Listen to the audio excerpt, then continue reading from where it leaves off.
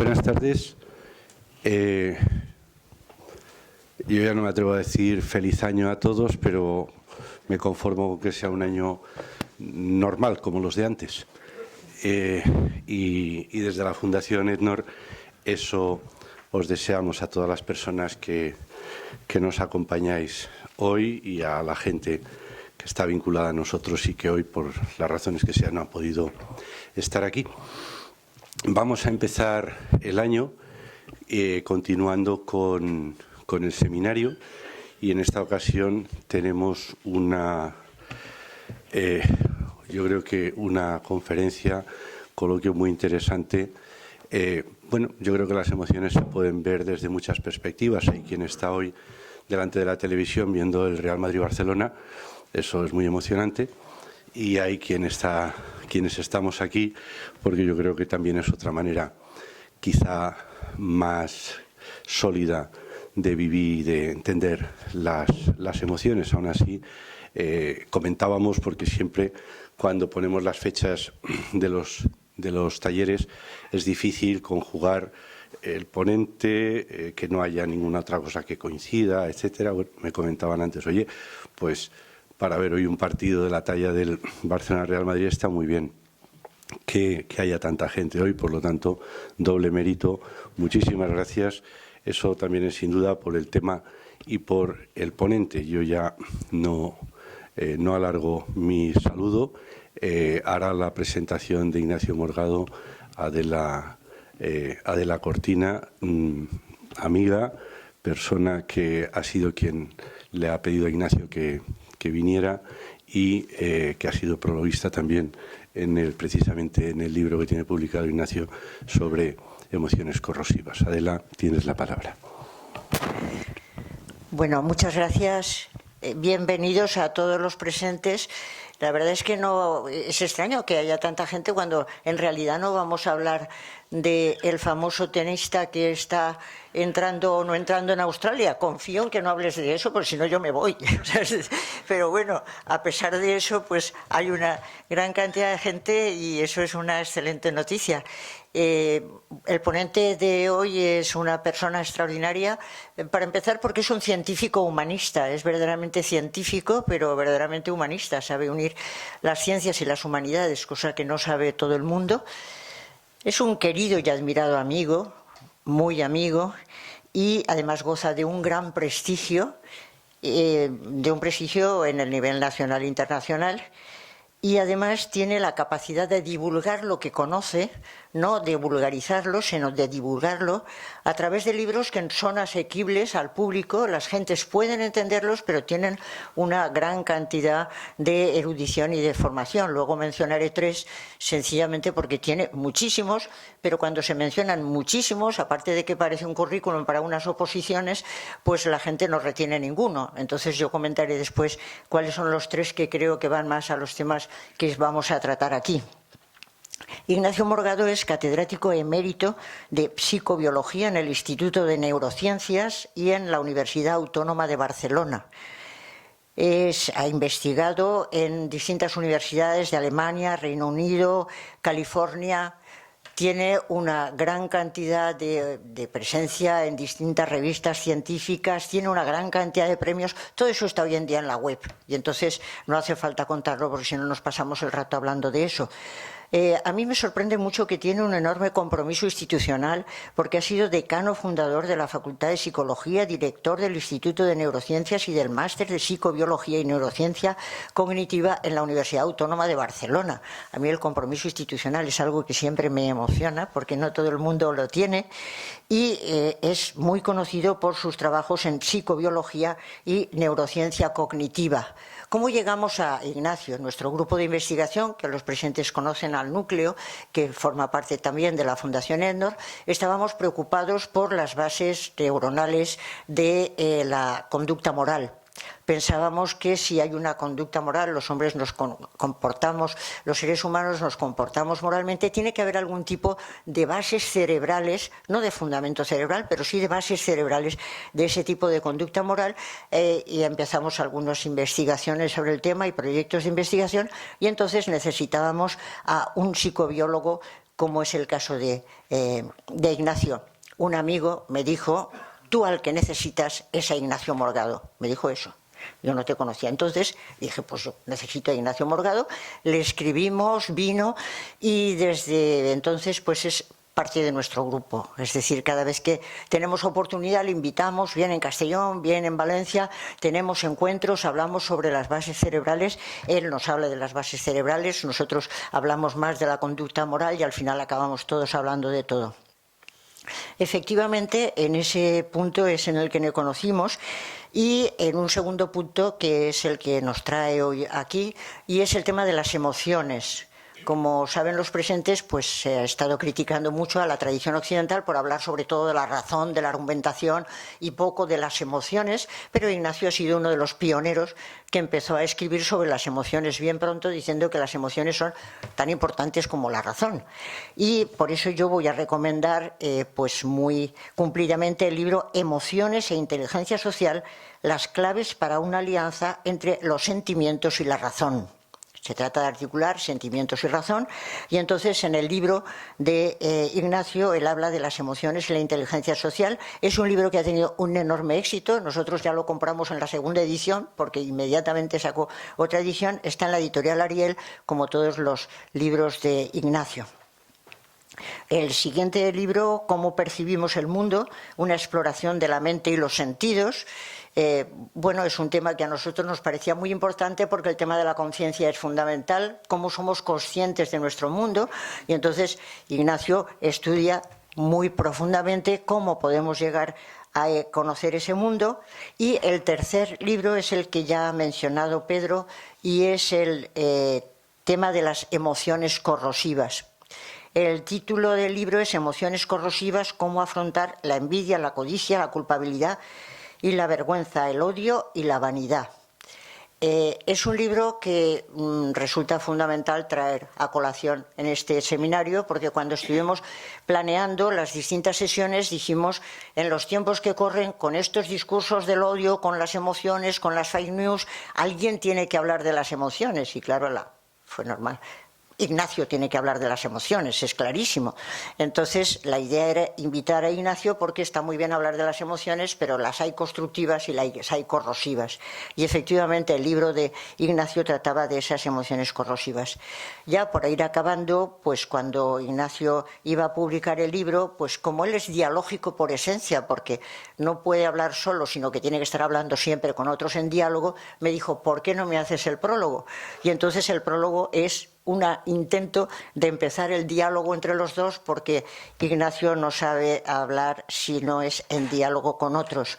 Yo recomiendo fundamentalmente todos estos tres libros, cualquiera de los de Ignacio, pero estos tres me parece que son fundamentales, y el tema de las emociones es hoy en día fundamental para entender nuestro mundo y para tomar partido. Por eso yo le agradezco profundamente. El primer día que tuvimos la primera sesión, ya un señor se levantó del público y dijo, y el tema de las emociones, y yo me marqué un farol porque dije, ya tenemos una sesión prevista a la que va a venir nada menos que Ignacio Morgado. Como Ednor cumple, aquí está Ignacio Morgado, y le agradecemos profundamente su presencia, y además en tiempos de COVID. Gracias, Ignacio. No se aplaude. Los aplausos para Adela, que es una extraordinaria mujer, una extraordinaria filósofa, una extraordinaria persona. ¿Ahora se me oye? Bien.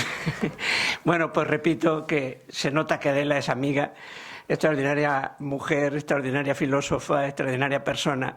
Yo estoy aquí esta tarde por ella, no puedo negarlo. Y bueno, buenas tardes. Qué maravilla volver siempre a Valencia, esta maravillosa ciudad, hoy con un cielo azul que yo creo que es más azul que el que tenemos en Barcelona. Me ha encantado el clima. Bueno, yo miro mucho para arriba a todos los edificios porque la arquitectura civil de Valencia es maravillosa. La gente dice, ¿qué mirará este para arriba? Pues yo es que no estoy todos los días aquí, y ustedes que están todos los días aquí ya disfrutan de su ciudad, pero yo tengo que disfrutar cuando vengo de esa manera. Bueno, quiero dar las gracias a la Fundación Ednor, a Pedro, su presidente, y además aprovecho para felicitarles porque me acabo de enterar que llevan llevan 30 años y eso es consistencia, fiabilidad, en fin, todo lo que ustedes quieran, todos los atributos positivos que quieran darle. Por supuesto, quiero dar las gracias a Adela, que seguro que ella ha sido la que ha canalizado mi participación hoy aquí, y junto con Adela pues está siempre Jesús, al que quiero muchísimo y del que nunca me puedo olvidar. Y voy a dar las gracias también a esas maravillosas personas que me han ayudado a que yo me sienta confortable viniendo aquí, me han preparado los viajes y tal, Leire, Marta, etcétera, no sé si están por ahí, pero en cualquier caso, pues muchas gracias a todos, de verdad, un placer y un lujo. Y yo les voy a hablar esta tarde aquí a ustedes de este tema tan especial, las emociones corrosivas, ¿no? Las emociones corrosivas son emociones que otras personas también las llaman emociones tóxicas. Son emociones, sentimientos negativos que cuando se instalan de una forma permanente en el cerebro, en la mente y en la vida de una persona, acaban actuando igual que el óxido que corroe el hierro o que la carcoma que corroe la madera. En este caso, las emociones corrosivas corroen nuestra salud somática y nuestra salud mental. Actúan exactamente igual que el estrés, es decir, dañan nuestro sistema cardiovascular, dañan nuestro sistema inmunológico, y eso ahora en tiempos de COVID pues es terrible, ¿no? Porque aumenta nuestra probabilidad de infectarnos, y dañan también a nuestro cerebro porque se mueren más neuronas de las habituales, sobre todo en zonas como el hipocampo relacionadas con la memoria, etc. Vamos a hablar de toda una serie de emociones que forman parte de nuestra vida, de la vida de todos. Vamos a hablar de la envidia, de la codicia, de la culpabilidad y la vergüenza, del odio y de la vanidad. Y ya les adelanto lo que me dicen algunos amigos y compañeros cuando me oyen hablar de estas cosas o cuando leen mi libro. Leer tu libro y hablar de estas cosas es como ir al confesionario. Sí, francamente, porque uno descubre estudiando estas emociones sus propios pecados capitales, porque no estamos, digamos, yo creo que ninguno de nosotros somos humanos y no estamos libres de este tipo de emociones en mayor o menor grado. Pero en fin, allá cada uno como lo vea, y ojalá a todos les sirva de algo en positivo lo que yo pueda explicar aquí esta tarde. Vamos a empezar con la envidia. La envidia es un sentimiento, por supuesto negativo, corrosivo, cuando se instala permanentemente en la vida de una persona, que siempre resulta de la comparación de lo que tenemos con lo que tienen los demás. Pero miren, no se engañen, no nos engañemos. La envidia no es querer tener lo que tiene el otro. Querer tener lo que tiene el otro, si lo que tiene el otro es mejor que lo que tenemos nosotros, eso está bien, eso es normal, eso es natural, eso es humano. Si uno tiene una casa mejor que la nuestra, pues nos gustaría tener una casa mejor, un sueldo mejor, una pareja mejor, un trabajo, en fin, todo lo mejor que pueda haber por ahí, pues nos gustaría tenerlo. Eso no es envidia. La envidia es no querer que el otro tenga lo que tiene. La envidia se refleja imaginativamente siempre en el otro, en intentar negarle lo que tiene, en no querer, digamos, aceptar que el otro tiene algo que no nos gusta que tenga. Eso es fundamentalmente la envidia. Y ocurre que ese otro muchas veces ni se entera de que lo envidiamos, porque el que verdaderamente corroe, digamos, su salud física y mental no es el envidiado, es el envidioso. Es el envidioso el que lo pasa mal. Porque miren, ¿recuerdan aquella película maravillosa de Milos Forman de Amadeus? ¿Recuerdan a Amadeus cómo él hacía su trabajo, maravilloso trabajo, por cierto, y Salieri, que dicho sea de paso, fue también un gran compositor, pero sin embargo siempre se veía superado por Mozart. Lo mal que lo pasaba, ¿no? Me han dicho que la película es una exageración, quizá no se corresponde del todo con la realidad, pero bueno, reflejaba muy bien ese sentimiento de envidia corrosiva, ¿no?, que podía tener Salieri al ver que siempre salía ganando Mozart y que él nunca conseguía superarlo, ¿no? Y se ha dicho también que la envidia es como un reconocimiento de los propios defectos, de las propias incompetencias, de las propias imperfecciones, ¿no? Es una especie de reconocimiento y hasta de falta de orgullo, de amor propio, de reconocimiento de uno mismo, ¿no? Y claro, la envidia puede ser muy fuerte en algunas situaciones de la vida. Sobre todo, mirad, cuando es el superior el que envidia al inferior. Sobre todo si además el inferior es más listo, más espabilado, incluso más guapo, ¿no? Si se dan todas esas circunstancias, la envidia del superior es tremendo, porque la inferior no es nunca tan fuerte, porque claro, siempre se puede suavizar diciendo, claro, el superior tiene más que yo porque ya tiene una serie de ventajas sobre mí que yo no tengo, por eso es el superior, ¿no? Pero cuando el superior envidia al inferior, la cosa es tan dura que fíjense ustedes que solo gente del mundo de la empresa, se puede dar el caso de que un dirigente de una empresa sienta envidia de un subordinado suyo, incluso aunque lo que esté haciendo ese subordinado favorezca a su empresa. Así son las cosas, así somos los humanos. Esas cosas nos pasan, ¿no? Y por supuesto, la envidia, cuando se da en proximidad, es terrible. Cuando se da dentro, por ejemplo, de una familia, ¿no? Entre hermanos, entre gente de la propia familia, o entre amigos, entre compañeros de trabajo, pues miren lo que les pongo ahí, la envidia del amigo puede ser peor, en algunos casos se ha llegado a decir, que el odio del enemigo. La envidia en el cerebro. Es impresionante lo que descubrió este científico japonés, Hidehiko Takasaki, no creo que lo esté pronunciando bien, pero bueno, ahí tienen ustedes el nombre. Cuando le hizo una resonancia magnética, esas radiografías inocuas que se pueden hacer hoy sobre el cerebro de las personas, a una serie de individuos cuando estaban experimentando sentimientos de envidia, cuando se les hacían experimentar sentimientos de envidia hablándoles de gente a la que envidiaban, etcétera, etcétera. Pues bien, fíjense lo que descubrieron. Descubrieron que se estaba activando en el cerebro del envidioso la misma zona, las mismas partes del cerebro que están activas cuando nos hacemos daño y estamos sintiendo dolor físico, cuando te caes y te duele. Se está activando una zona del cerebro y probablemente la activación de esa zona es responsable del dolor que está sintiendo, pues esa misma zona también puede activarse cuando una persona es muy envidiosa. Fíjense qué potencia le da realmente esto al sentimiento de envidia, la corroboración de que tiene un correlato físico impresionante en el cerebro de las personas. ¿Cómo reacciona la gente a la envidia? Normalmente cuando sentimos envidia tendemos a devaluar al envidiado.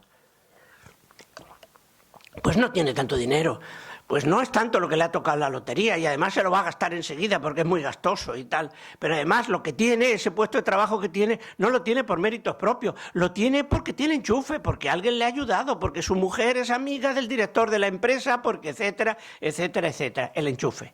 Tendemos siempre a devaluar el mérito, lo que tiene el envidiado para que nos sintamos envidiosos. Y claro, digamos, el cenit de la envidia y, ¿cómo diría yo?, la satisfacción del envidioso, en este caso no del envidiado, llega en el momento de la Schadenfreude. La Schadenfreude es una palabra que los alemanes han introducido en la literatura psicológica, científica, ya se emplea en inglés, la empleamos en español, etcétera, que viene a significar alegría maliciosa.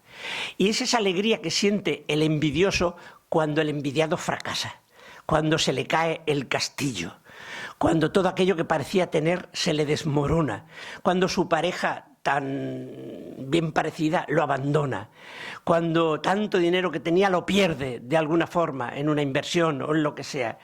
Ese sentimiento de regocijo en el mal de otros, ¿no? Y es que muchas veces el envidioso puede sentirse mucho mejor cuando el envidiado fracasa que cuando él mismo consigue, pues, prebendas o méritos de algún tipo. Fíjense, esta sensación de Schadenfreude, que algunas personas cuando ven fracasar a su envidiado les sale por las orejas, esta Schadenfreude, ¿no? Pues es como una reivindicación de la posición personal del envidioso, como una justificación de su envidia. Porque claro, uno también tiene su corazoncito y cuando te sientes envidioso, pues lo pasas mal porque sabes que ser envidioso no es bueno, que la envidia es algo malo, ¿no? Y estás notando también el daño que te hace. Pero claro, si resulta que tenías motivos y razones para envidiar, pues entonces ya tu envidia ya no es tan mala. Y fíjense, les he puesto ahí una cuestión que no quería olvidarme de ella. Yo soy enemigo, no me gustan, creo que es un error las primarias en los partidos políticos. No me importa que los partidos políticos tengan sus sistemas para elegir a los mejores candidatos, pero el problema de las primarias es que siempre hay un derrotado el que pierde las primarias. Y es una derrota pública, no privada. Les hago una metáfora. No es lo mismo que te vean perder todo el mundo en el club de ajedrez del barrio y tú pierdes y quedas en inferioridad delante de toda la audiencia, que cuando te derrota tu ordenador en un programa tú solito en casa. La derrota pública es muy dolorosa. Se ha comprobado también que tiene esos mismos efectos de activar las partes del cerebro que producen dolor físico, ¿no? Entonces, claro, yo siempre digo, esto de las primarias en los partidos políticos pues es un error, porque el que pierde, esa derrota pública es tan fuerte que aunque felicite al vencedor muchas veces de manera pues poco sincera, por no decir hipócrita, siempre buscará en algún momento su reivindicación personal, la reivindicación de su posición y la razón por la cual ganó el otro y no ganó él. Estas cosas forman parte de la vida humana y son así. La codicia. La codicia es otro sentimiento negativo, corrosivo. Entendemos por codicia casi siempre la codicia económica, el querer atesorar dinero y dinero y dinero, pero la verdad es que la gente es codiciosa de muchas cosas. Codiciamos también éxito, protagonismo, poder, sexo, representación, muchas otras cosas se codician también en la vida, aunque ya digo, le damos prioridad siempre al dinero. Y hablamos de avaricia y de codicia, y la verdad es que hay una diferencia importante entre el avaricioso y el codicioso. El codicioso es un individuo que guarda, atesora, no para nunca. Schopenhauer, que si no estoy mal informado, y Adela me corregirá si lo estoy, era un gran admirador de Immanuel Kant, llegó a decir que la codicia es como el agua salada. Cuanta más bebes, más sed tienes. No te quita nunca la sed, el agua salada. Pues bien, el codicioso atesora, guarda, pero llegado el momento se lo gasta, lo disfruta, incluso lo puede compartir con los amigos. El avaro no. El avaro atesora, atesora y atesora y ni se lo gasta ni lo comparte. Así que, queridos amigos, si alguna vez tienen que hacerse amigo de un codicioso, de un avaricioso, prefieran al codicioso, que algo les puede tocar, porque con el avaricioso no les va a caer nada. Los científicos nos hemos preguntado si en esto de la codicia, del querer tener más y más, ¿y cuántos ejemplos hay, no? ¿Cuántas veces nos pasamos cuando vemos a ciertos personajes que son ultramillonarios y no paran de hacer todo lo que pueden para conseguir más y más, incluso corrupción? No, nos preguntamos, pero por favor, ¿pero qué tendrán, qué habrá en su mente? Pero si tienen mucho más de lo que se puedan gastar él y toda su familia en toda la vida, y siguen queriendo más y más, y siguen metiendo la pata incluso por querer más y más. No lo entendemos, ¿verdad? Entonces los científicos decimos, vamos a ver si hay algo en nuestra biología, en nuestro cerebro, que nos impulsa a querer, aunque no queramos, tener más y más. Y claro, la vida humana hoy día, pues, para una parte de la población del mundo está resuelta, para otra parte no lo está, ni muchísimo menos, y ancestralmente no lo estaba tampoco. Entonces había que intentar atesorar, guardar para cuando vinieran mal dadas, parecía de sentido común, ¿no? Y entonces la científica James Goodall ha intentado ver si en nuestros primos hermanos más inmediatos, que son los bonobos, ya hay algún sentimiento de codicia. Y entonces hizo este experimento que ven en la pantalla con estas dos chicas que tenemos aquí en la pantalla, ¿no? Sara y Shiva, ¿no? Sara y Shiva son dos bonobos, y lo que hacía James Goodall es proponerle a una de ellas dos platos, uno en el que había muchos caramelos y otro en el que había un caramelo solo. Y entonces, supongamos que se lo da a Sara. Entonces Sara coge, obviamente elige el plato donde hay más caramelos, el de uno solo no lo quiere. Pero entonces la investigadora, la Goodall, le da ese plato a Shiva, a la otra. De tal forma que lo que está eligiendo Sara no es su propio plato, es el plato de su compañera. A ella le toca el que no elige. Repite una y otra vez el experimento y Sara siempre elige el plato, digamos, que tiene más caramelos. Es como incapaz de aprender que ese plato no es para ella, si lo elige, que es para su compañera. Entonces incluso la investigadora llegó a cambiar, como veis en la imagen, llegó a cambiar los caramelos por números que indicaban la cantidad. los bonobos son capaces de entender perfectamente que un 10 es más que un 1, ¿no? Bueno, pues cuando lo hizo con números, Sara o Siva, cualquiera de los dos, aprendían a elegir el plato del compañero, no el suyo. Es decir, a elegir el plato que tenía menos caramelos. Pues bien, cuando ya consiguió la investigadora que aprendieran, dijo, bueno, ya está, ya lo saben, volvamos a los caramelos. Volvió a los caramelos y otra vez como al principio. Cuando la comida está realmente delante, parece que hay en el cerebro, en la mente de esos animales, un algo que le está diciendo, tú, cuando veas mucho al lado de poco, siempre a lo mucho, nunca a lo poco, como si fuera un mandato biológico imposible de eliminar, imposible de cancelar. Claro, este tipo de cosas nos hacen pensar que probablemente todos llevamos algún gen por ahí o algún grupo de genes que de alguna forma tienen tendencia a hacernos mirar hacia lo mucho frente a lo poco, ¿no? Y debe de estar ahí. Lo que pasa es que ustedes saben muy bien que la cultura lo cambia todo, la educación puede cambiar todo, la educación puede cambiar esos, yo diría que débiles sentimientos biológicos que nos otorgan los genes o las neuronas, como ustedes quieran decirlo. ¿Y cuáles son las consecuencias de la codicia? Pues miren, las consecuencias de la codicia han sido terribles. Para mí, por lo que les comentaré a continuación, creo que la codicia ha sido la peor de todas las emociones que han existido en la historia, por lo que ahora les comento. Miren, por un lado, tenemos episodios, ¿de acuerdo lo de las tarjetas Black? Estos señores que utilizaban la tarjeta incluso para el billete del metro, por Dios. Es que es increíble, ¿no?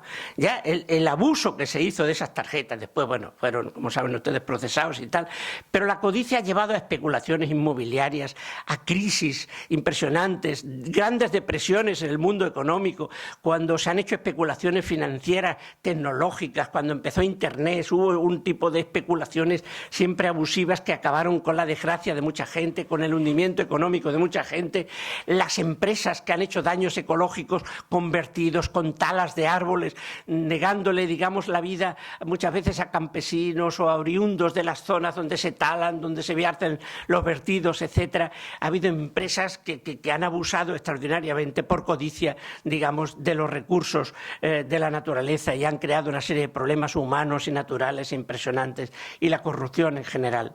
Claro, la codicia ha sido también, pues, la fuente, ustedes lo saben, de muchísimas guerras y de muchísima violencia.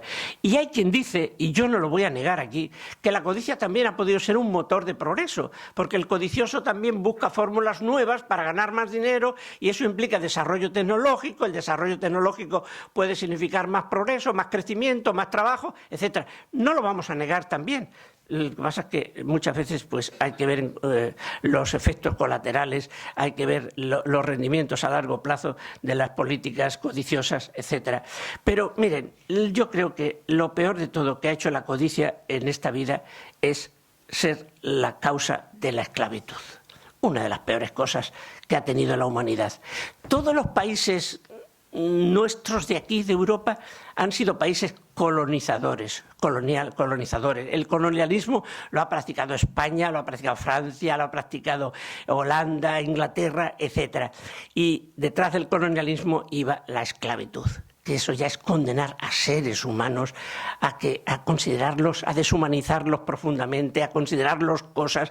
El sufrimiento que ha habido detrás de la vida de los esclavos nunca lo podremos llegar a valorar en su dimensión porque ha sido brutal, brutal. Yo no creo que haya cosa peor que lo que la codicia ha generado a través del colonialismo y la esclavitud. La culpabilidad y la vergüenza, otras emociones, otros sentimientos corrosivos de carácter algo diferente. Porque miren, la culpabilidad y la vergüenza explotan lo que es la mayor capacidad mental que tenemos los humanos, que es la autoconciencia, la capacidad de pensar sobre nuestros propios pensamientos, la capacidad de valorar nuestros propios pensamientos. Y eso nos lleva también a pensar mucho en lo que piensan los demás de nosotros.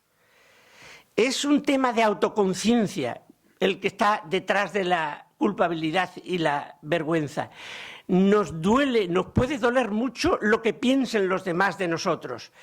en la medida en que nos damos cuenta que los demás han observado nuestra conducta y han visto en aquello en lo que nos equivocamos, en aquello en lo que podemos llegar a ser malvados, culpables. Claro, hay grados, no es lo mismo la culpabilidad que uno puede sentir por dejar de haberle cedido el puesto, el sillón, la silla, en el autobús, en el metro, donde sea, a un anciano, a un enfermo, a una persona mayor, a una mujer embarazada, que la culpabilidad que uno puede sentir por haber matado a alguien, por poner casos extremos.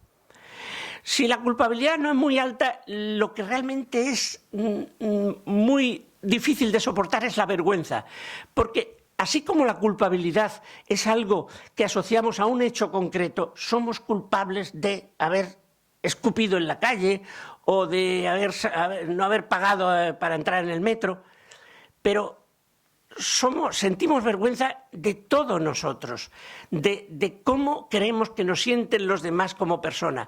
Sentimos vergüenza de que los demás piensen que somos malas personas, de que en general nos comportamos mal, que somos gente malvada. En ese sentido, la vergüenza, ya digo, salvo que la culpabilidad sea por haber cometido un hecho extraordinario, es peor la vergüenza que la culpabilidad, ¿no?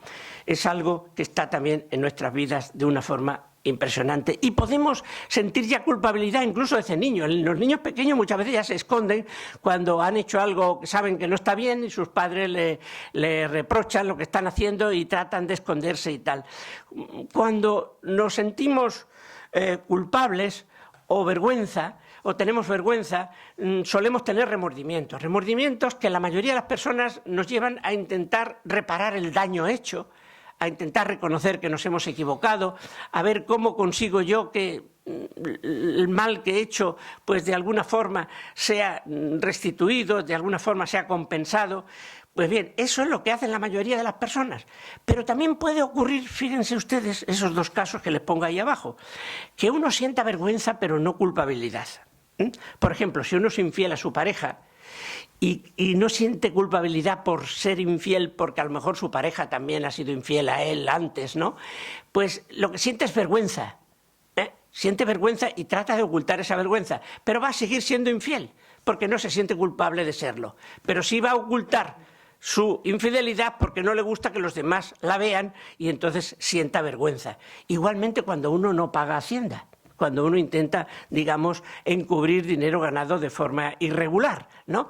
Hay mucha gente en nuestros países, ¿no?, que dicen, pero ¿por qué voy yo a pagar Hacienda si estos políticos se lo gastan en todo menos en lo que se tenían que gastar? Si no se lo gastan en educación, ni en sanidad, ni en cultura, se lo gastan en ponerse los sueldos más altos, en pagar, qué sé yo, a ciertos partidos políticos, en fin, cuando la gente piensa que el dinero de sus impuestos, digamos, está mal invertido, pues tienen más tendencia a trabajar en negro, a ocultar, digamos, el dinero que están ganando. Y en ese sentido, lo único que procuran es que nadie se entere de que están trabajando en negro, pero culpabilidad pueden no sentir. En otros casos, obviamente sí. La vergüenza ajena, ¿existe? Sí, existe. Un padre puede sentir más vergüenza por lo que hace un hijo que por lo que él mismo haya podido hacer. De malo, o al revés, o un hijo puede sentir más vergüenza porque su padre es un corrupto, porque es pillado en esto o lo otro, que la que pueda sentir por algo malo que haya hecho él mismo. O sea que existe la vergüenza ajena. Como ciudadanos de un país, de una ciudad, de una comunidad, nos podemos sentir avergonzados de un político de nuestro país, de nuestra comunidad, que ha hecho algo grave, que ha hecho corrupción, que ha hecho algún tipo de maldad. Existe verdaderamente la vergüenza ajena y también es dolorosa, también se sufre. Pero fíjense lo que yo les decía antes, cuando la culpabilidad es extrema, cuando uno ha llegado a matar, y a matar por ideas, fíjense ustedes, eso de matar por ideas a mí siempre me ha hecho crujir los huesos. ¿Cómo alguien puede creer realmente que sus ideas son tan poderosas que les permiten hasta acabar con la vida de otra persona?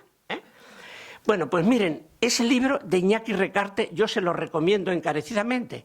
Iñaki Recarte es uno de los etarras que, junto con otros compañeros, mataron a unas cuantas personas que pasaban por allí aquel día que pusieron la bomba en Santander.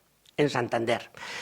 Pretendían matar a policías, pero les salió mal la jugada y a los pobres que pasaban por allí de manera azarosa fueron los que murieron. Bueno, fueron pillados y en este libro Iñaki describe un poco toda la historia de cómo se prepararon, el comando, el asesinato, etcétera, etcétera. Pasó, creo que unos 15 o 20 años en prisión y en prisión le cambió la vida. Porque, fíjense ustedes, una emoción siempre se quita con otra emoción. Lo más poderoso para cambiar una emoción cuando es inconveniente, negativa o dolorosa es otra emoción más fuerte, que destierra a la primera, ¿no? ¿Y qué le pasó a Iñaki Recarte? Pues le pasó a Iñaki que tuvo la suerte en la prisión de Cádiz de tener una psicóloga que le atendía como psicóloga de prisión, de la que se enamoraron mutuamente. Y esta joven psicóloga le cambió la vida, le hizo ver el daño tan grande que había hecho. Le cambió su mente. Y cuando le cambió la mente y llegó a entender la gravedad de lo que había hecho, la frase que le sale del alma es la que titula el libro. Lo difícil es perdonarse a uno mismo. Cuando uno descubre la gravedad de algo muy malo que ha hecho, es más difícil perdonarse a uno mismo que el que te perdonen los demás. Eso lo puedes llegar incluso a aceptar, pero nunca aceptas el perdonarte a ti mismo según los que han pasado por ello.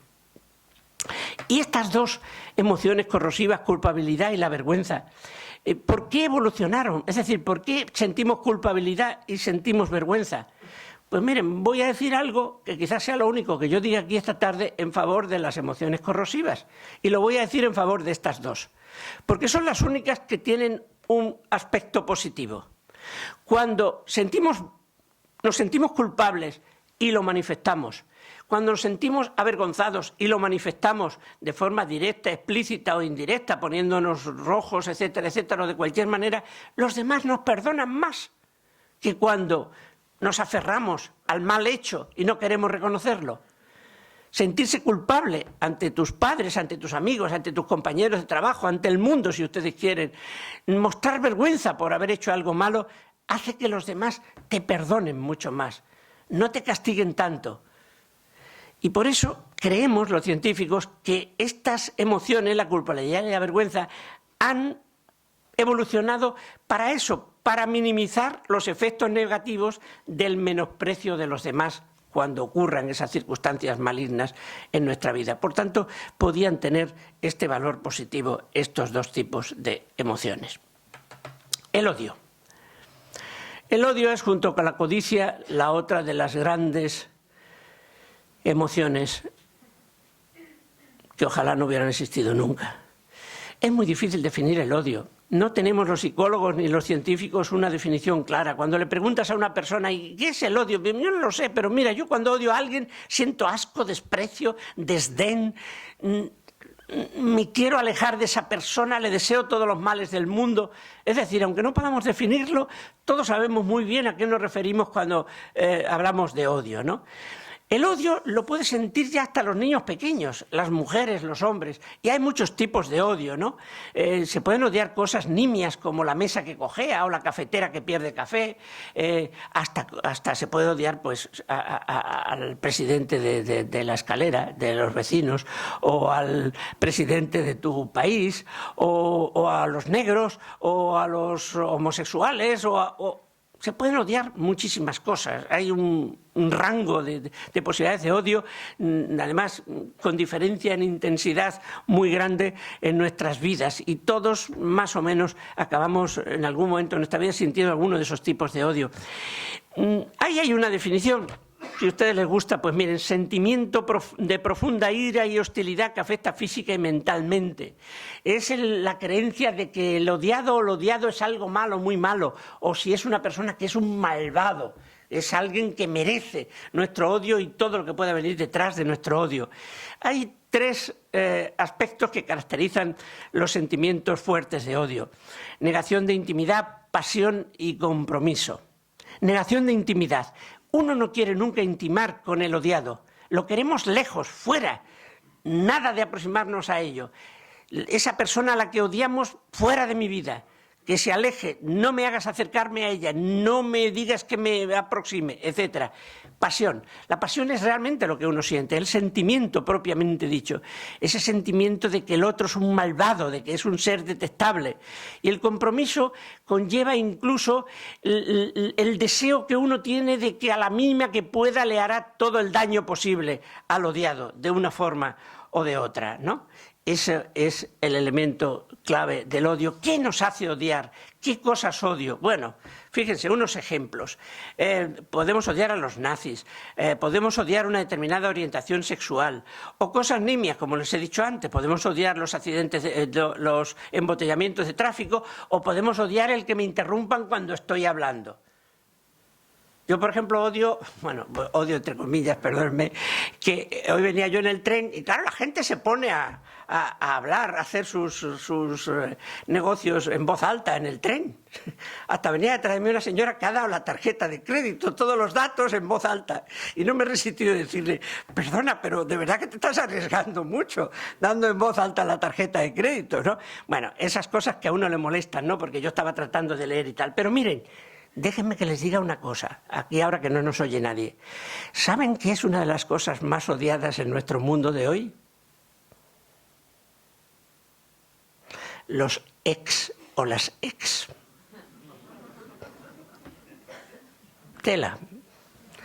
El odio que se puede ver en esas situaciones. En fin, ¿qué les voy a contar de muchas otras cosas a las que podemos odiar? Pero miren, fuentes del odio. Hay muchas. Y por eso somos un mundo donde hay tanto odio, ¿no? El prejuicio, ese conocimiento, digamos, falso, débil que se tiene de cosas que no se conocen y sin embargo uno ya se apresta a interponerse ante ellas, ¿no? Los prejuicios de muchos tipos hacia razas, hacia personas, hacia... les voy a contar un caso personal, ahora que no nos oye nadie tampoco. Mi familia de niños estuvimos siempre peleados con la familia de al lado, con los vecinos. Yo era un niño, no lo entendía, después de mayor me lo explicaron. Resulta que mi padre oía la radio pirenaica y tal, y los vecinos de al lado, que eran más de derechas o lo que sea, pues fueron a denunciar a mis padres a la Guardia Civil porque oían la emisora, digamos. En fin, eso llevó a un odio que yo nunca pude entrar en la casa de los vecinos de al lado. Son cosas no tan graves como cuando se infunde el odio a toda una raza, a toda una cultura, a toda una ideología, el machismo, el racismo, la homofobia, el fanatismo que se puede inducir en el colegio. Oye, ha habido cosas muy gordas, ¿eh? Yo hace unos años me quedé pasmado cuando un profesor de secundaria de una escuela de Tarragona formaba grupos de alumnos, que uno de los alumnos eran los españoles y otros eran los catalanes, y se trataba de que los catalanes tenían que derrotar y odiar a los españoles. ¿Eso en la escuela? ¿En un maestro? Menos mal que es una cosa minoritaria, en fin, que la podemos considerar minoritaria, pero qué duro, qué cosa tan brutal, de verdad. Yo pienso, cuando esos niños sean mayores y un día descubran a dónde se les llevó por ahí, si realmente lo racionalizan, pues se van a sentir muy mal por haber caído, digamos, en esas garras. Es que las ideologías pueden llegar a ser muy negativas. Todas las ideologías pueden conllevar elementos de odio hacia el contrario, hacia el que no piensa de esa manera.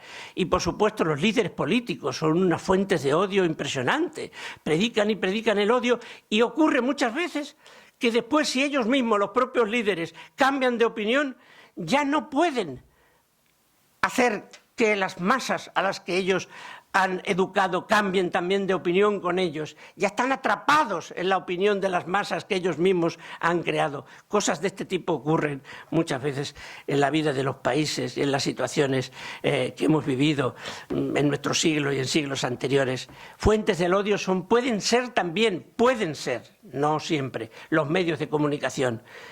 Hoy día, bueno, por la prensa se puede transmitir odio hacia grupos, hacia personas, hacia colectivos, hacia cosas.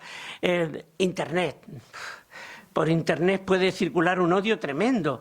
Muchos de esos grupos que se reúnen para practicar la violencia se han estado calentando previamente por Internet. Hoy día Internet es una fórmula muy fácil de conseguir agrupar a una serie de gentes, inducirles el virus del odio y llevarlos después a una manifestación expresa de odio, qué sé yo, en la calle o contra los rivales o con quien sea. Son unas fuentes impresionantes de odio. Y una de las cosas que más odio infunde es el miedo. El miedo hace tener odio. Si tú tienes miedo a que tu jefe te despida, lo puedes acabar odiando. Si vives permanentemente en ese miedo de que ha tenido varias insinuaciones, de que no trabajas bien y que ya veremos qué haremos contigo, ese miedo a ser despedido o cualquier otro tipo de miedo a alguien o a algo puede engendrar mucho odio, como lo engendra también la humillación. La humillación. El que un padre humille a un hijo, el que un superior humille a un inferior, cualquier tipo de humillación genera un odio que puede durar toda la vida. Debemos de procurar no caer nunca en la humillación a una persona. Y sobre todo, fíjense, en esto he insistido bastante a lo largo de esta charla, la humillación pública siempre es muchísimo más dolorosa que la privada, pero muchísimo más. Muchísimo más. Una humillación en público, por eso soy enemigo de las primarias, porque los que pierden de alguna manera son humillados en público. Y esa humillación no se les va a ir nunca de su cerebro y de su mente. Y buscarán siempre aquello que decíamos antes de encontrarse a sí mismo cuando el que ha ganado fracasa. La Schadenfreude. Y por supuesto, una fuente muy importante del odio es la deshumanización. Somos salvajes a veces, deshumanizamos a los pobres. Adela Cortina escribió hace algún tiempo un libro maravilloso y creó un neologismo, aporofobia, el rechazo al pobre, que debe ser muy tenido en cuenta como uno de los factores también que pueden ser una fuente muy importante de odio. Deshumanizamos a esos señores que vemos por ahí sin casa, pidiendo limosna, sin saber qué hacer de su vida, en situaciones realmente muy difíciles de entender para nosotros, pero en cualquier caso nos molestan, nos molestan. A veces apartamos la vista, miramos para otro lado, nos vamos. Deshumanizamos a gente que son humanos como nosotros. Después diré algo más sobre eso. Se ha dicho de que del amor al odio, o del odio al amor, no hay mucha distancia, ¿no? Esa persona de la que estabas enamorado, en 2 días es la persona más odiada de tu vida, ¿no? Semir Zeki, un gran científico, neurocientífico del University College de Londres, investigó esa relación entre el amor y el odio en personas mediante resonancias magnéticas de su cerebro, para ver qué partes del cerebro se activan cuando sentimos amor y qué partes del cerebro se activan cuando sentimos odio. Aunque déjenme hacer aquí una reflexión, porque yo mismo a veces cometo errores a los que critico, que cuando los cometen los demás los critico. No es que cuando estamos emocionados se activa la amígdala, que es lo que solemos decir muchas veces. Es al revés, es que cuando se activa la amígdala nos emocionamos. Si no se activara la amígdala, no nos emocionaría. Por tanto, estas neuroimágenes que vamos a ver aquí son las que hacen que sintamos amor o que sintamos odio. Y lo que descubrió Zeki, estudiando a estos individuos en situaciones de amor y de odio, es que, ciertamente, hay muchas partes del cerebro que se activan cuando generamos amor y cuando generamos odio. Por lo tanto, amor y odio tienen partes comunes en el funcionamiento del cerebro y de la mente humana. Pero hay una parte que no. Hay una parte que es completamente diferente en el amor y en el odio. Y es la activación, sobre todo, de la corteza prefrontal del cerebro. La de la racionalidad. La de la resolución de problemas. La del pensamiento. La de la planificación del futuro. El director de orquesta, para entendernos. Cuando los individuos están sintiendo amor, esa parte está desactivada. El amor es ciego. Cuando la gente está enamorada, Solo existe ese amor en su mundo, sobre todo en esos enamorados pasionales de los 15 años, etcétera, etcétera, y otras circunstancias parecidas de la vida, o en la mamá que acaba de tener su bebé. También tiene desactivado. El amor a su bebé desactiva su corteza prefrontal. Pero cuando es odio lo que sentimos, esa parte del cerebro, en vez de estar desactivada, está casi que más activa que nunca. Como si el odiador tiene activado su pensamiento para lo que antes llamábamos compromiso, compromiso en intentar ver cómo le haces daño al odiado, o cómo sales de tu odio, o cómo sales de ese malestar corrosivo que tienes en el cuerpo y que te hace sentirte tan mal y que no hay manera de eliminar. Amor y odio, por tanto, tienen componentes comunes, pero también componentes diferentes. Y las consecuencias del odio, pues ¿qué les voy a decir? Igual que lo de la codicia. Cuando salen los hinchas de los partidos de fútbol a pelearse delante del estadio después de haberse estado calentando por internet, para ir los de uno y otro lado. La violencia de género, ese mal tan terrible que nos está acechando continuamente y que no hay manera de poder con él. La violencia de género es odio, es ese hombre que mata a las mujeres, muchas veces lo hace por odio hacia una mujer que ya no le quiere, que le ha dicho que ya va a partir su vida con él, que le va a quitar los hijos o que se va a quedar... Se genera un odio. Por eso yo soy muy...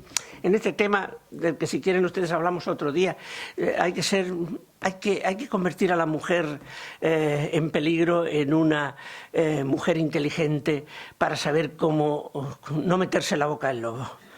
Porque cada vez que muere una mujer, y sobre todo muchas veces delante de los hijos y tal, eso es horrible, eso es francamente horrible. Pero mire, déjenme que le hable de dos libros. Ahí tienen el Ku Klux Klan, no hace falta que les diga que el Ku Klux Klan ha sido otra institución de odio brutal, en este caso hacia los negros, racista, brutal. Pero dos libros maravillosos. Uno estoy seguro que lo conocen ustedes, Patria, de Aramburu. Bueno, ya ven ustedes que este libro nos explica cómo familias que se entendían muy bien, familias vecinas que compartían la vida, sus hijos, las cenas, el ocio, la escuela. De repente llega el independentismo nacionalista y todo esto de ETA y tal, y de repente esas dos familias se odian a muerte y se destruye todo lo que había sido un sistema de convivencia durante muchísimos años. Qué maravilla el libro de Aramburu. Estuvo en el High Festival de Cartagena de Indias. Adela Cortina también es otra científica que también frecuenta el High Festival, cuando se presentó allí en Colombia este libro, el libro Patria, y bueno, los colombianos se lo llevaban, porque vamos, es que la situación de su país es tan parecida muchas veces también a lo que hemos vivido aquí nosotros en el nuestro, que estaban encantados con este libro y con cómo reflejaba el daño que puede hacer a una sociedad muchas veces, pues eso, las ideologías perversas. Pero miren, quizás no conocen ese otro que está a la izquierda, y llegó la barbarie. Es de un gran amigo mío, también de Granada, José Ángel Ruiz Jiménez. Es un hombre, un profesor de Historia de la Universidad de Granada, que ha pasado buena parte de su vida en los Balcanes intentando reconciliar a las comunidades en la universidad, intentando reconciliar a las comunidades ideológicamente enfrentadas, musulmanes y cristianos, etcétera, para convivir. Ha ganado programas, digamos, de ayuda para trabajar allí en eso, y ha escrito este maravilloso libro, que a él no le gustó el título, a mí tampoco, llegó la barbarie porque no parece que explique bien lo que es. Es el libro de cómo en una Yugoslavia donde todo era paz y tranquilidad, como en Patria, cuando las cosas iban bien, de repente, de la noche al día, se destruye toda la convivencia y los que se querían se matan. Y se destruye toda la sociedad, digamos, balcánica, por odio, por un odio que penetra inesperadamente, porque a veces uno dice, pero ¿cómo es posible con lo bien que nos llevamos que mañana mismo, si esta noche hemos estado cenando y mañana nos estemos pegando tiros? Pues es posible, pues puede ocurrir. Y tenemos que ser muy preventivos respecto a esas situaciones. No debemos de confiarnos muchas veces de la paz que vivimos, porque muchas veces la paz que vivimos no es tan estable como nos gustaría que fuera. El odio siempre es el enemigo del amor. Y acabo, la vanidad. Este es un poco más divertido. Y miren, les voy a introducir la vanidad con una anécdota personal que me la contó un rector de mi universidad. Me dijo, en una ocasión, un grupo de médicos que se reunían frecuentemente para comentar sus trabajos profesionales, para transmitirse ideas, nuevas terapias, conocimientos, etc., comentaron que había un médico, un buen médico, que nunca iba a esas reuniones del colectivo, de colegas, de compañeros. Y alguien dijo, pues tenemos que enterarnos por qué nunca viene. Y vamos a preguntarle. Y alguien fue y le preguntó, oiga, doctor, ¿usted por qué nunca va a esas reuniones de grupo donde ponemos en común todas nuestras experiencias, nos transmitimos la información que tenemos, etcétera? Y la respuesta de este médico fue, ¿usted ha visto alguna vez a un águila real volar en manada? Francamente, creo que es un buen ejemplo de cómo puede sentir el mundo el vanidoso. ¿Quién es vanidoso? Bueno, eso es una broma, ¿eh? Mi gato, desde luego, puede serlo creyéndose un león. Pero cualquiera puede ser vanidoso. Miren, desde el presidente Trump, hasta la señora que saca pecho cuando pasan la gente por delante de su jardín y ven las flores tan bonitas que tiene en él y las admiran y se quedan embelesados mirándola. Esa señora también siente, digamos, esa vanidad, ¿no? Hay grados de vanidad, desde luego, hay grados, y he puesto dos extremos para que ustedes me entiendan. Pero realmente todos podemos ser vanidosos. Se ha dicho también que la mujer es el prototipo de la vanidad. La mujer, como se arregla, como le gusta presumir, etcétera, etcétera, pues es el prototipo de la vanidad. Pero eso ya se acabó. Porque resulta que hoy el hombre puede ser tan vanidoso o más que la mujer. O más. En arreglarse, en presumir, en salir revistas que exponen el cuerpo masculino, etcétera. El hombre puede ser tan vanidoso hoy como la mujer lo haya podido ser en toda su existencia. Lo que ocurre es que hoy la vanidad no se expresa en el espejo como antiguamente. Cuando uno se mira tantas veces, espejito mágico, soy el más guapo del mundo, aquello de los cuentos, ¿no? No, hoy la vanidad se expresa en otro tipo de espejo que todos conocemos muy bien, que son las redes sociales, Instagram. El que se pasa toda la tarde o toda la noche con un amigo haciéndose fotos y fotos y fotos hasta encontrar aquella tan maravillosa en la que ella o él ve que esa imagen de sí mismo es la que le gustaría que vieran los demás. Y esa es la que se sube a Internet, ¿no? Hoy día la expresión, digamos, de la vanidad en Internet es el medio, el mecanismo más importante quizás que existe. ¿Quién es vanidoso? Vamos a volver a ello. Todos podemos ser vanidosos. Miren, cuando se reunió Aznar con el presidente de Estados Unidos y el de Inglaterra y dijo, nunca he tenido una mejor foto que la de las Azores, si yo soy la mujer de Aznar, aquel mismo día le pido el divorcio. No me digan que no. Claro. Los políticos, qué vanidad tan tremenda, ¿no? Hombre, podía haber dicho, después de alguna foto con mi mujer, ¿no? Claro, o con mis hijos. Pues no, la más importante era, en este caso, con los presidentes de Estados Unidos, que realmente, pues, no todos los presidentes de España pueden reunirse de esa manera en las Azores con estos presidentes tan importantes, ¿no? Pero, ¿los artistas de cine son vanidosos? Mire, Russell Crowe, ustedes lo conocen, ha dicho, creo que soy uno de los mejores actores de mi generación y también de la que viene detrás de mí. ¡Toma ya! Esto sí que ya es no conformarse con lo que hay, los actores de cine. Y este señor, que ustedes lo conocen, soy rico, atractivo y un jugador sensacional. Pobre abuela, no le quedó nada por decir. Los deportistas. Mi mundo, el de los científicos. Este Craig Venter, quizás ustedes no lo conocen, pero es un señor que ha intentado crear artificialmente vida biológica o vida como la biológica por medios artificiales. Y él se pregunta a sí mismo, ¿tiene mi ciencia un nivel similar al de otras personas que han ganado el Nobel? Sí, se contesta a sí mismo. O sea, los científicos somos también especiales a la hora de la vanidad. Y claro, las consecuencias de la vanidad son muchas, porque miren ustedes, sentir autoestima, orgullo de las cosas buenas que uno hace, eso no es vanidad. Eso está bien. Es normal que una persona se sienta bien consigo misma cuando cree que está haciendo las cosas como debe, cuando ha hecho algo que le ha salido bien y está contenta esa persona porque le ha salido bien.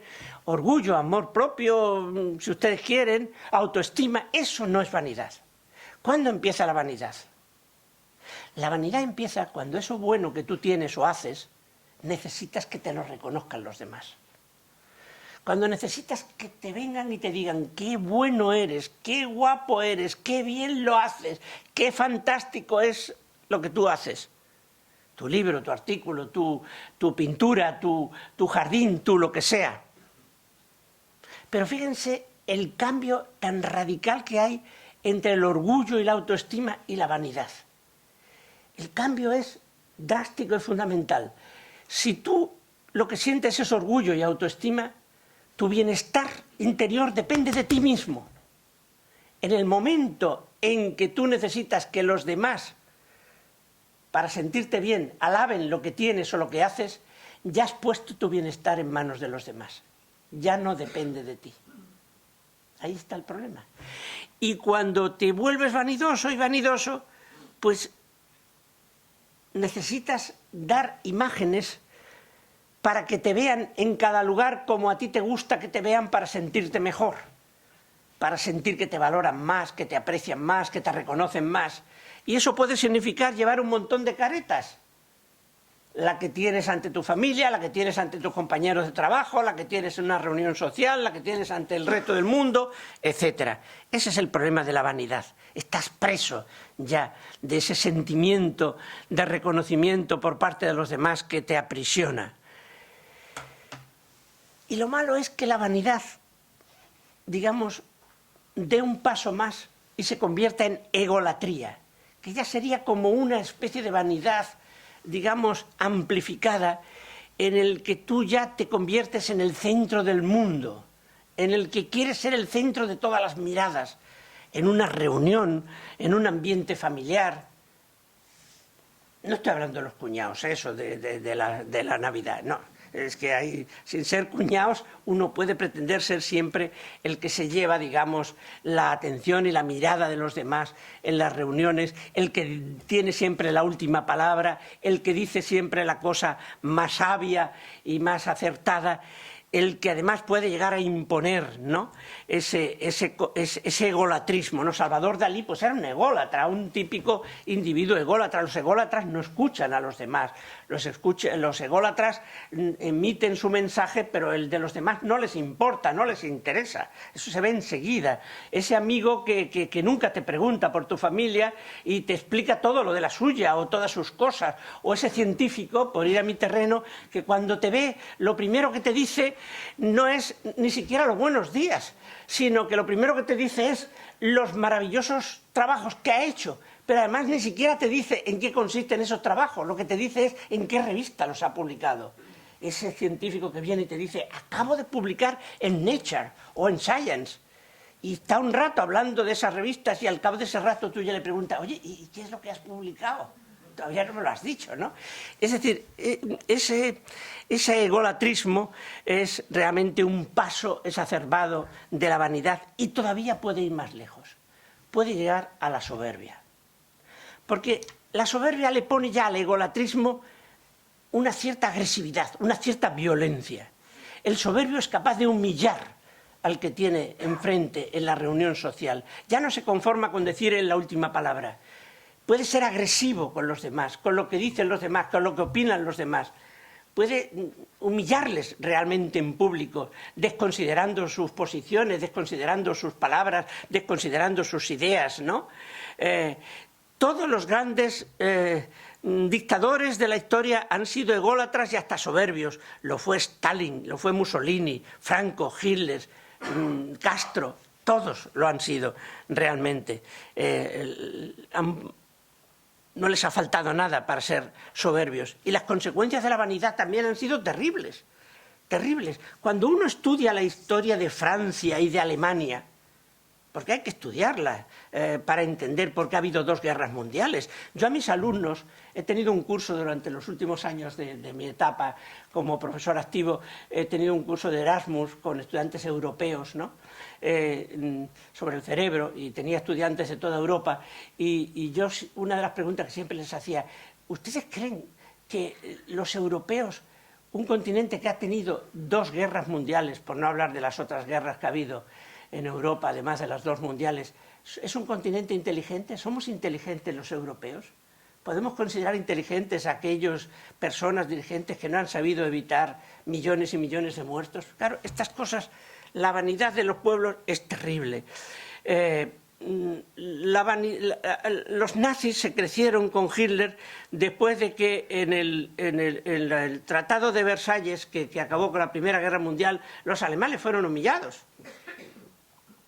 Perdieron la guerra, pero fueron humillados. Durante mucho tiempo tuvieron que estar pagando deudas políticas, y el carbón de la cuenca del Ruhr, cuando los alemanes se morían de frío, y no estoy haciendo una defensa ni mucho menos de los alemanes o del nazismo, estoy simplemente explicando cosas que pasaron, pues se morían de frío las familias de la cuenca del Ruhr, porque todo el carbón tenía que ir a los franceses como compensación de guerra y tal. Claro, todas esas cosas ayudaron a Hitler a conseguir que el nazismo subiera y tal. Y la propia vanidad de él como dirigente, pues es algo que contribuyó tremendamente. La vanidad también de los franceses y de los que ganaron la Primera Guerra Mundial, pues contribuyó también a que los alemanes empezaran a preparar la Segunda, ¿no? Y ahí les pongo un ejemplo también de vanidad. Habría muchos, yo he elegido aquí algunas cosas un poco pues que me han parecido que eran ejemplares. Cuando el presidente Santos de Colombia propuso un tratado de paz con las FARC, Uribe no estaba de acuerdo. Y me temo que no estaba de acuerdo, no tanto porque no estuviera de acuerdo con llegar a una paz, como porque no era él el que estaba proponiendo, el que no había propuesto ese tratado de paz. El protagonismo es muy importante. Es muy importante. La vanidad está ligada al protagonismo, nos gusta ser protagonistas. Por eso muchas veces la inteligencia emocional consiste también en que el tipo que la tiene deja que el protagonista sea otro, ¿no? Puede haber una cierta malignidad en esa postura, porque si el otro está pidiendo que se haga exactamente lo que tú quieres que se haga, pues para que realmente se haga, tú puedes ser un poco maquiavélico y decir, dejo que sea él el que lo proponga, para que si lo propongo yo no me lo tiren por tierra. En fin, este tipo de cosas están todas involucradas en la vanidad de las personas, que es algo especialmente importante. Y la vanidad puede llegar también pues, a la destrucción del propio cuerpo. Hace unos días hemos visto morir a una chica después de una liposucción, no sé si era en Cádiz o por ahí, pero miren este otro caso. Una mujer se obsesiona con parecerse a Melania Trump y se somete a 9 operaciones. Esto es un caso real. La mexicana de 42 años, Claudia Sierra, lleva gastado más de $50.000 en cirugías plásticas, y muchas veces estas cirugías pues acaban incluso, como acabamos de ver hace unos días aquí en España, en la muerte por ponerse en manos de personas, de clínicos que no tienen todo el control sanitario que se debería para ciertos tipos de operaciones y de intervenciones.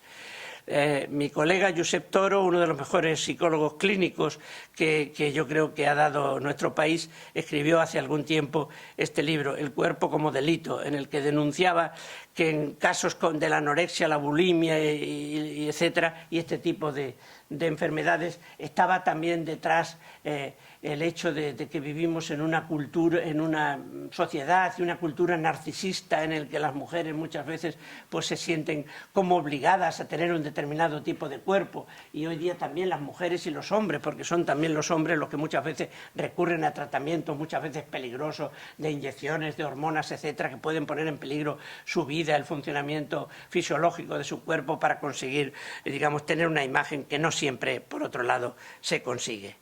Y, en fin, acabo. ¿Cómo afrontar todas estas emociones corrosivas? Yo no voy a ser aquí quien diga cómo hacerlo como última palabra, pero creo que hay algunas ideas que son de sentido común que todos podemos intentar, digamos, apreciar. Lo primero de todo es ese dibujito que tienen ustedes ahí. Algunas veces es duro abrir la mano, pero es necesario. Si algunas veces no cedemos, pues al final nos moriremos con nuestro orgullo. Caeremos a plomo si no somos capaces nunca de ceder en nada. Pero miren, lo primero de todo es, como diría la filósofa de la Cortina, humanizar al otro. Pensar que ese que tenemos enfrente, al que envidiamos, al que odiamos, es una persona como nosotros, es decir, que tiene un cerebro, una mente, que piensa, que razona, que tiene sentimientos, que tiene obligaciones, que tiene experiencias, que tiene influencias. Cuando lo miramos desde ese punto de vista, cuando humanizamos al otro, se reduce nuestro odio, se reduce nuestra envidia. Cuando piensas que el otro tiene lo que tiene, no para hacerte sentir envidioso, no para fastidiarte, sino porque a lo mejor es un luchador, se lo ha ganado, se lo ha trabajado. Cuando lo ves así, tu envidia se reduce también. Hay que intentar ver esas cosas. Y luego, ¿qué gano yo con ello? A ver, díganme ustedes, ¿qué ganancia tiene la envidia? No tiene ninguna. Y para el envidioso tiene pues esa corrupción de la que venimos hablando. Yo soy también muy partidario de educar a la gente hoy por hoy. Ya sé que esto me lo pueden criticar algunos, porque aquello de la dialéctica de tesis, contratesis y solución del conflicto, pues puede dar lugar a creatividad y a progreso y tal, pero yo es que la ciencia, y yo soy un científico, bueno o malo, lo que ustedes quieran, pero un científico, me ha demostrado que es mejor cooperar que competir. Hoy día sería muy difícil progresar si no hay cooperación. Pues yo en mis clases, en todos mis últimos años, el primer día de clase, el discurso mío era siempre el mismo. En mi clase no se compite con el compañero. En mi clase con el compañero se coopera, se ayuda, se recibe ayuda de él. En mi clase la competencia es con uno mismo, para ser cada día mejor, para superarse. Yo creo que cambiar competencia por autocompetencia es también una forma de superar envidias, porque la competencia genera envidias, rencores, odios. Y si no estamos en plan de competir, si no estamos comparándonos continuamente con el listo de la clase, o con el mejor de la empresa, o con el que más produce, o con el más guapo, o con el más tal, pues se reducirán también nuestros sentimientos de envidia, de recelos, de odio, etc. Y en cualquier caso, y ya acabo, no hay que responder al sentimiento. Miren ustedes, las emociones, por su propia naturaleza, se nos imponen, no las podemos evitar. Yo no puedo decir, no quiero odiar. Eso no funciona. No quiero amar. No quiero envidiar. Eso no funciona, porque son sentimientos y los sentimientos no son queridos, nos los impone nuestra propia naturaleza. Son obligados. Pero lo que sí puedo hacer, lo que sí está en mis manos, es no responder negativamente a ese sentimiento. Es decir, yo no puedo evitar envidiar a un compañero, pero sí puedo evitar hablar mal de él, tratar de hacerle daño, ir a por él donde pueda. Yo no puedo evitar odiar, pero puedo evitar el estar continuamente tratando de hacer daño al que odio, hablando mal de él de las formas que sean. Eso hay que intentar evitarlo. Y después, ¿qué les voy a decir? La educación, la cultura, el leer mucho. Cuando uno lee, el leer mucho, el conocer las vidas de otros, las experiencias que han tenido los demás, eso también nos ayuda mucho a reducir nuestros sentimientos corrosivos. Porque nos damos cuenta de que no estamos solos en este mundo, de que nuestras experiencias también las han vivido otros. Vemos sobre todo las consecuencias que tiene el haber sido un malvado.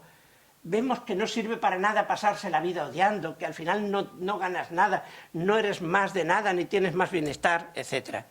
Y en definitiva, y con esto acabo, la vida es demasiado corta como para vivir pendiente de lo que piensen los demás de ti. Muchísimas gracias a todos.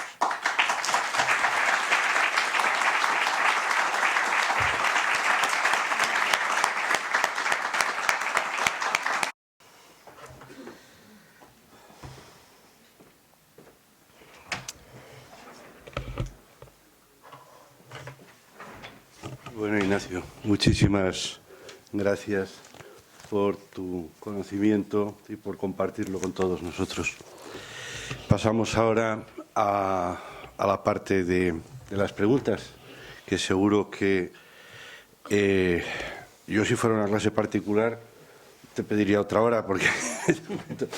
Quizás me he alargado demasiado, ¿no? No, para nada. Habiendo leído tu libro al respecto, aún así me ha gustado tomarme una serie de notas porque siempre el lenguaje hablado es más directo.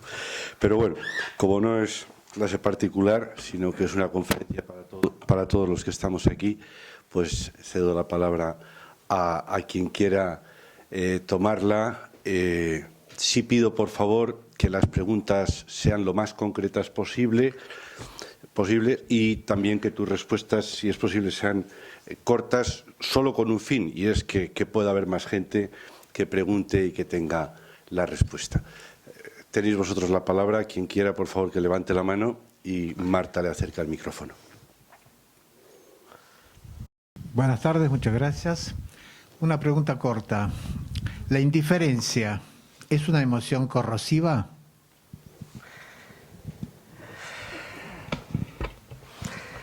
Es la primera vez que me hacen esa pregunta. O sea, no tengo ninguna respuesta preparada. A ver, todas estas emociones de las que hemos hablado son corrosivas en la medida en que se instalan de una forma permanente en nuestra vida y que además tienen una cierta intensidad. Yo creo que la indiferencia, pues, a la que usted se refiere, puede ser indiferencia hacia una persona, hacia un objeto, hacia una situación, y eso no creo que pueda ser algo permanente. En ese sentido yo no lo veo como corrosivo. Ahora, si uno se propone ser indiferente, por ejemplo, pues permanentemente hacia una persona, un compañero de trabajo o algo así, pues esa indiferencia acaba por convertirse en algo peor que la indiferencia. Puede acabar por convertirse, pues, en un recelo que puede acabar en un odio incluso. Y sobre todo si la persona que se siente, digamos, discriminada por esa indiferencia, pues responde de alguna manera y eso crea ya un conflicto, ¿no? Pero sí, es una cuestión de grado y de duración. Otra. Sí.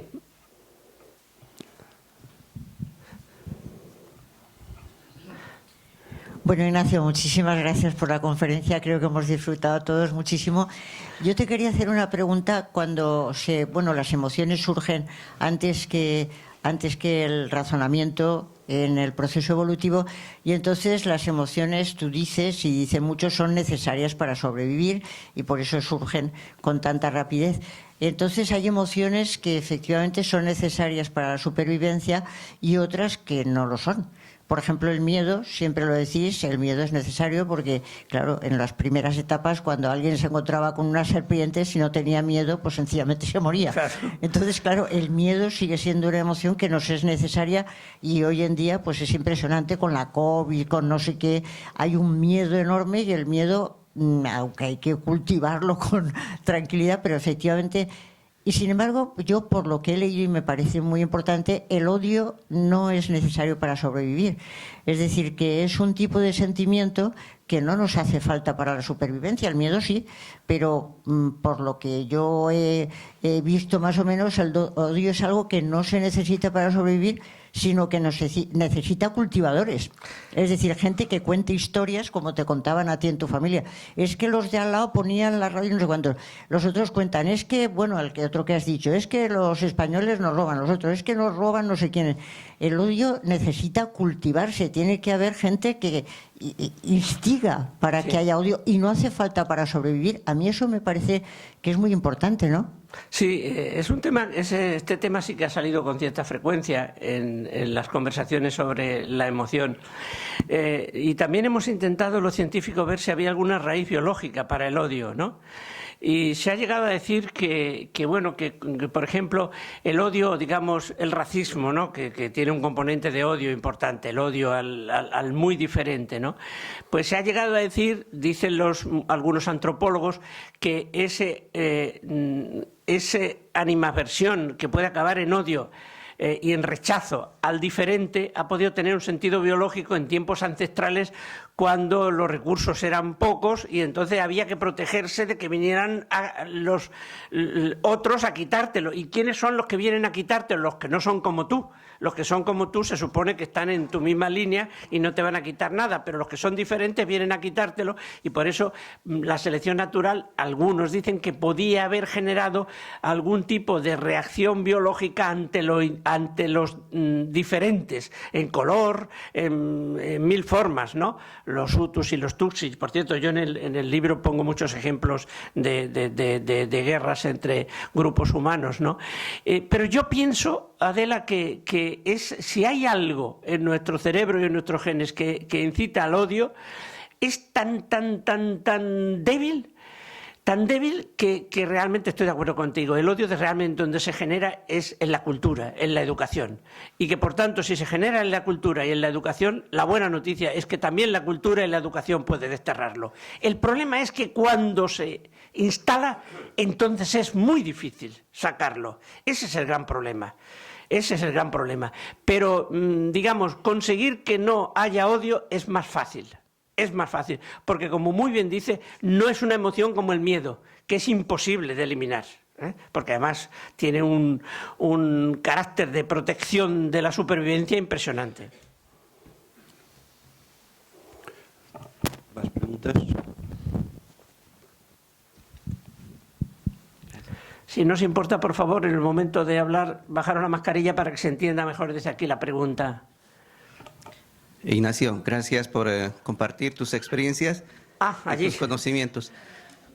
Quiero preguntarte una cosa. Mira, en el campo empresarial, normalmente los jefes, los empresarios, motivan a los empleados a que haya una competencia, que sea el mejor empleado del año, del mes y tal.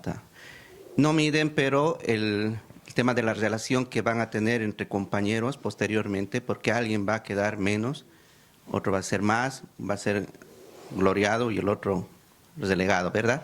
¿Cómo evitamos, como empresarios tal vez, entrar en ese juego? Bueno, yo creo que ahí yo tengo más que aprender de ustedes que ustedes de mí.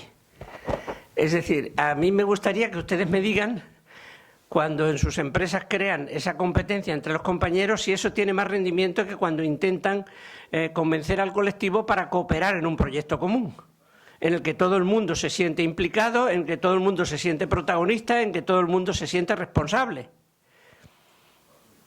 Yo, francamente, estoy por esta segunda opción. Ahora, entiendo que puede haber habido momentos en los que, claro, la competencia, pues a ver quién es el primero que descubre la fórmula de que este edificio sea más consistente. Bueno, pues yo no niego que la competencia ha podido ser también un motor de progreso, no lo niego. Pero yo creo que a medida que la ciencia está avanzando, está decayendo esa posibilidad en favor de la cooperación. Pero tampoco voy a negar rotundamente que esa competencia haya podido conseguir progreso, aunque sea muchas veces a costa de los sentimientos y del bienestar de algunas de las personas. Porque el que después no gana en esa competencia lo pasa mal. Lo pasa mal. Y cuando las personas son sensibles, pues lo pasan mal, no solo cuando lo pasan mal ellas mismas, sino cuando lo pasan mal también las personas con las que conviven o las personas a las que quieren. Y un poco todo ese conjunto de sentimientos son los que yo combinaría a la hora de pensar en estas cosas. Gracias. Marta, había otra pregunta por aquí también. Sí, ¿qué hay? Buenas tardes. No, aquí. Yo quería preguntar, ¿se están produciendo avances en la interpretación de las bases químicas del paso de los sentidos, de las percepciones a sentimientos? O sea, hay bases químicas firmes. Sí. A ver, las percepciones crean sentimientos, obviamente. La percepción es un proceso muy complejo. No es lo mismo sensación que percepción. Sensación es la impresión inmediata, rápida que uno puede tener de un estímulo cualquiera. La percepción es la elaboración mental, con pensamiento, con razonamiento, de ese sentimiento. Y eso puede ir muy lejos. Y eso ya depende mucho de la persona, de sus experiencias, de su historia, de su madurez, de muchas cosas. Y según cómo sean esas percepciones, pueden acabar en sentimientos. De hecho, muchos de los sentimientos que tenemos resultan de la elaboración que hacemos de ciertas noticias o de ciertos estímulos que originalmente son muy simples, pero a base de darle vuelta en nuestra cabeza acaban por generar sentimientos, obviamente. ¿Y por qué? Bueno, ahí ya podemos entrar en la parte neurobiológica, y es porque la corteza prefrontal, que es la que tiene a su cargo el razonamiento en conexión con todo el resto del cerebro, acaba por enviar impulsos a la amígdala, que es un poco el centro del cerebro emocional, para que la amígdala ponga en marcha toda la maquinaria neurobiológica, estimulación de neuronas del sistema nervioso autónomo y estimulación de glándulas que secretan hormonas, para que surja el sentimiento propiamente dicho, sea el que sea. La diferencia entre emoción y sentimiento está, para los científicos, que en la calle no hay diferencia, en que la emoción es lo que pasa en el cuerpo, los cambios fisiológicos que hay en el organismo, y el sentimiento es cómo nuestro cerebro y nuestra mente perciben conscientemente ese cambio que está ocurriendo en el cuerpo.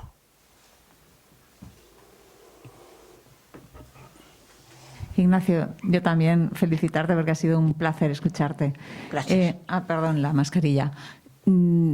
Quería preguntarte, a ver, ¿no sería igual de eficaz estimular emociones no corrosivas, sino emociones positivas, que no las corrosivas, que parece que son bastante eficaces para manipular, para atraer la atención, para esta competición por la atención en la que vivimos? Sí, eso sería lo que modernamente se llama psicología positiva, ¿no?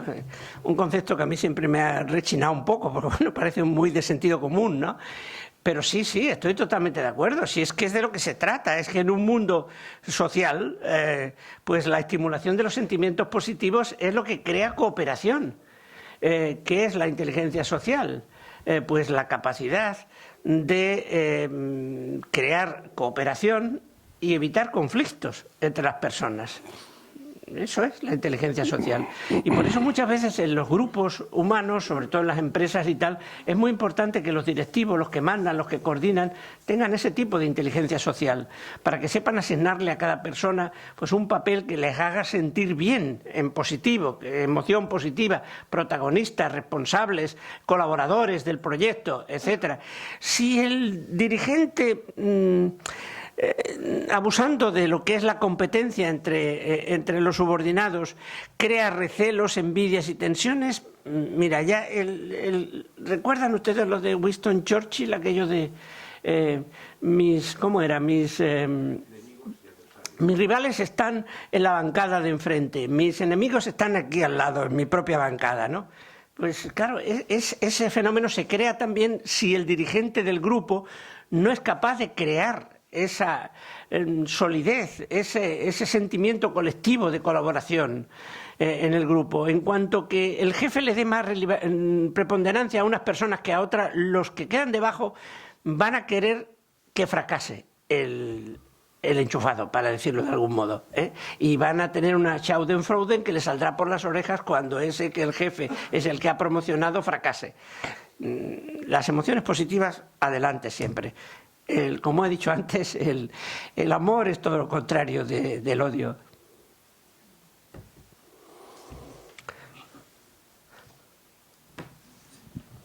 Adelante, por favor. Sí, buenas tardes. Yo mañana asumo que estaré expuesto a mi estado emocional posiblemente corrosivo. Entre la profilaxis a los estímulos que me puedan hacer sentir esto y abordar un proceso introspectivo donde yo aprenda cómo gestionarlo, ¿cómo me manejo? Pues bueno, la inteligencia emocional no la ha inventado el señor Daniel Goleman. La inteligencia emocional la inventó, al menos hasta donde podemos retrotraernos, el emperador romano Marco Aurelio. Cuando dijo, sobre todo en sus extraordinarias meditaciones, uno de los grandes filósofos de la antigüedad, ¿no?, dijo aquello de que la vida de un hombre es lo que sus pensamientos hacen de ella.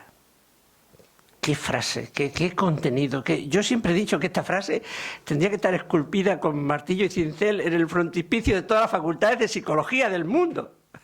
Es decir, los filósofos nos han dicho ya desde el primer momento cuál es la clave del bienestar. Y la clave es el poder de la razón, el poder del pensamiento.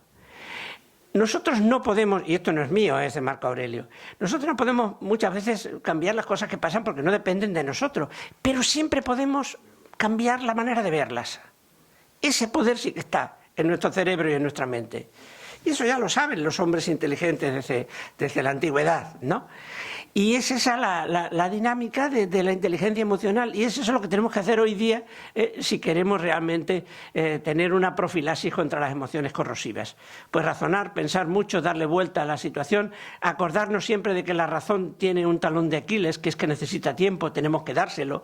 La emoción se nos impone, es rápida, si no nos paramos si no le damos un ratito de tiempo a la razón, va a ganar ese impulso emocional que tenemos cuando nos sentimos agredidos de alguna manera. Entonces, el consejo no es mío, es de los grandes, o a Baltasar Gracián. Yo, más que leer los libros de Daniel Goleman, los que recomiendo, como muy bien sabe ella, pues es, por ejemplo, El arte de la prudencia de Baltasar Gracián. Es decir, este hombre, este jesuita de hace ya unos cuantos siglos, era un sabio, y por no poner ya otros libros de él que ha escrito, ¿no? Sobre la psicología, es que parece mentira, es que todo lo de la psicología se ha dicho ya antes de que supiéramos que era una neurona. Y por eso también yo decía antes que leyendo también se aprende mucho sobre cómo controlar nuestros propios impulsos emocionales. Pero ya digo, un consejo muy simple es, antes de actuar, pues yo no voy a decir ya contemos hasta 10, que es mucho contar, contemos hasta 3 por lo menos, ¿eh? Y eso ya ayuda bastante. ¿Más sí, por favor.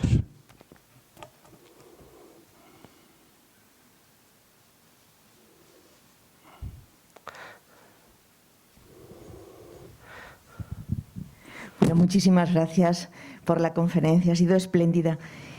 A mí me gustaría, ya que tenemos a un científico, que me explicara cómo hacen los experimentos para descubrir que el amor, pues digamos, y el odio tienen mecanismos diferentes, y cómo se activa, o sea, cómo se sabe que en el odio se activa toda la parte prefrontal del neocortes y en cambio en el amor no. Es decir, un poquito cómo investigan, cómo se experimenta esto. Pues bueno, los experimentos obviamente no son experimentos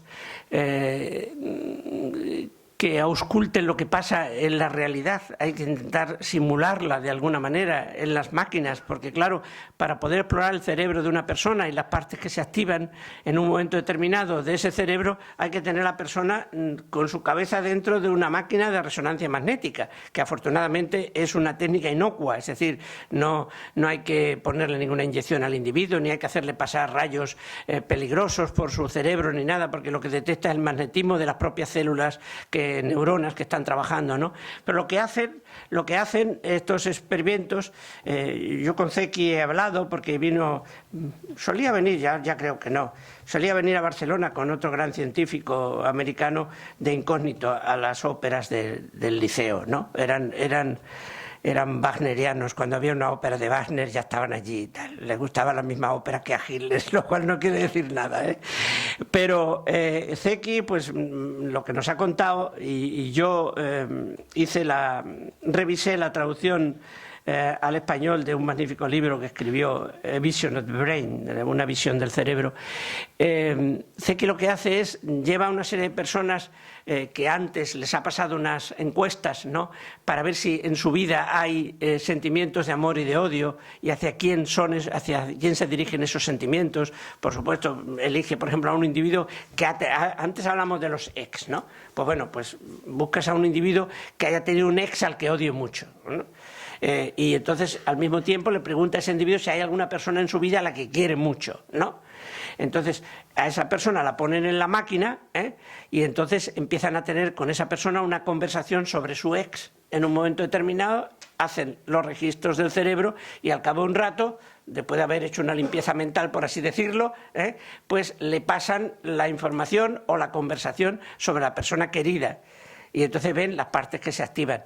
Eso no se corresponde con una situación de la vida real, es cierto, pero es lo más aproximado que podemos hacer, porque la gente no puede ir por la calle con una máquina de resonancia magnética puesta en la cabeza, qué sé yo, a lo mejor algún día se inventan, ¿no?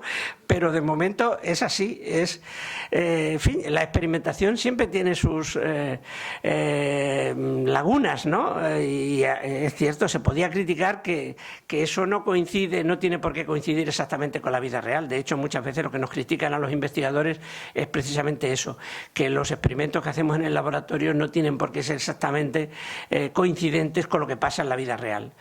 Pero no tenemos más remedio que hacerlo, no tenemos otras fórmulas. Y sobre todo en conducta social humana, que es muy compleja, porque depende además de muchos factores la conducta social. No es lo mismo investigar si un dedo lo mueve un nervio o no, eso es una cosa muy sencilla, ¿no? Que investigar si una persona está o no enamorada y qué pasa por su mente cuando piensa en alguien que odia. Eso es mucho más complejo. Nos queda para dos preguntas, nos queda tiempo para dos preguntas.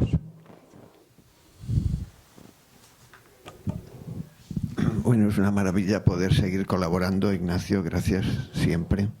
Entonces, yo por lo menos quería hacer dos preguntas rápidas. Una, ahí mismo en la última diapositiva, o como se llamen estas cosas, lo que dice es que no hay que vivir, implícitamente no deberíamos vivir dependiente de lo que piensen los demás de ti, y esa sería la manera de afrontar las emociones corrosivas. Pero si el ser humano no puede constituirse a sí mismo ni su autoestima, es inevitable el depender de los demás, incluso para la reciprocidad del reconocimiento sin la cual nos podemos ser nosotros mismos. Esto parece un bucle de petición de principio. ¿Qué remedio hay dando un paso más desde la psicología? Y la segunda,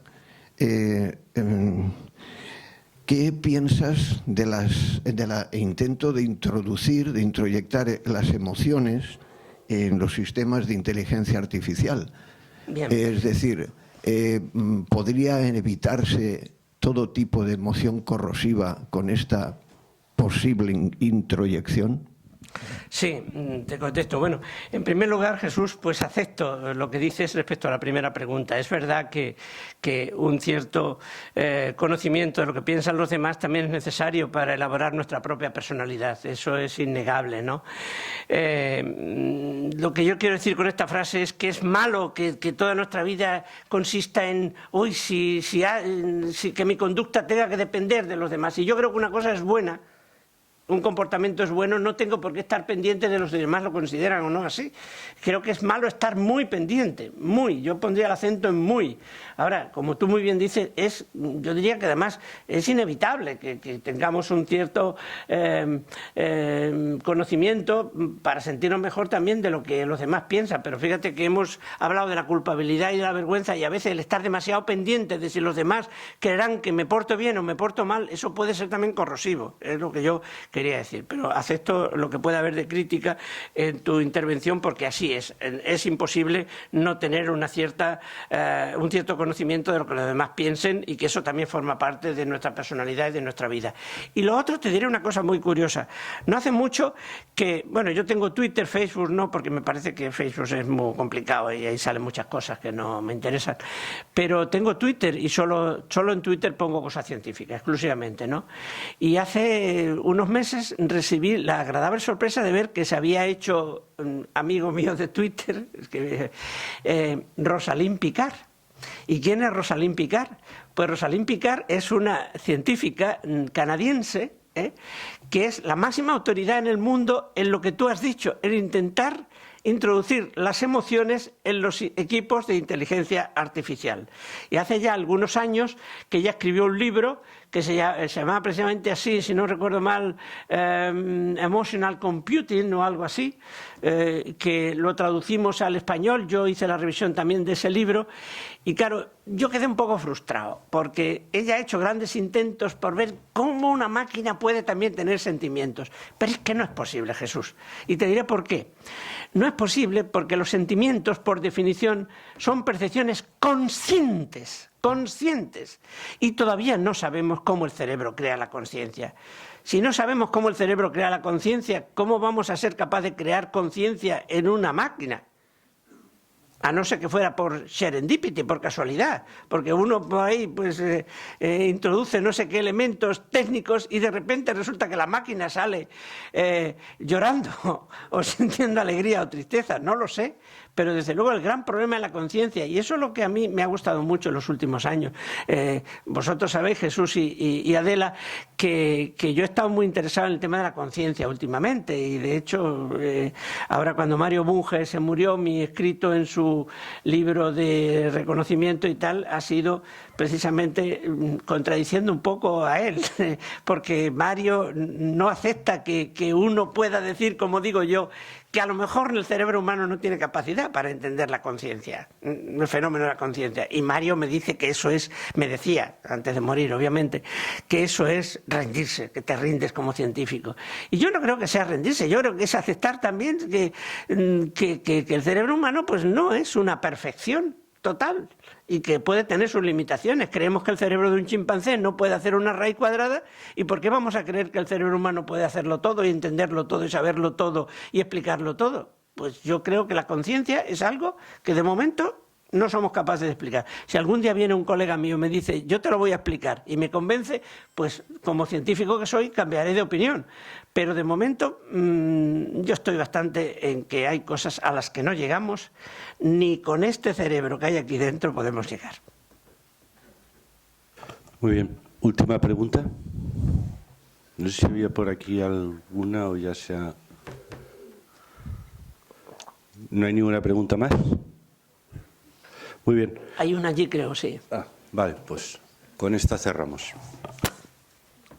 Bueno, agradecido también por compartir el conocimiento, ¿verdad?